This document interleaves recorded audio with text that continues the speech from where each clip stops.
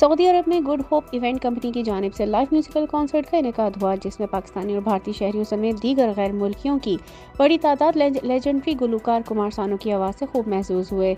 Saudi अरब के साहिली शहर जद्दा में सजा म्यूजिकल कॉन्सर्ट, जिसमें कुमार सानू समेत दीगर गुलकारों ने भी शिरकत की, जबकि मौसीकी के दिलदादा सैकड़ों पाकिस्तानी और भारतीय शहरियों समेत दीगर गैर मुल्की मौजूद थे। म्यूजिकल कॉन्सर्ट में जहाँ स्टेज डांस और परफॉर्मेंस से खूब रंग जमाया, वहीं कुमार सानू ने अपनी मधुर आवाज़ में गीत गाकर मुद्दाहों को खूब महसूस किया। इवेंट ऑर्गेनाइजर का कहना था कि कुमार सानू पाकिस्तान और भारत में यकसा मकबूल हैं। यही वजह है कि सऊदी अरब में मुकीम एशियाई ममालिक के अफराद के लिए म्यूजिकल कॉन्सर्ट सजाया गया।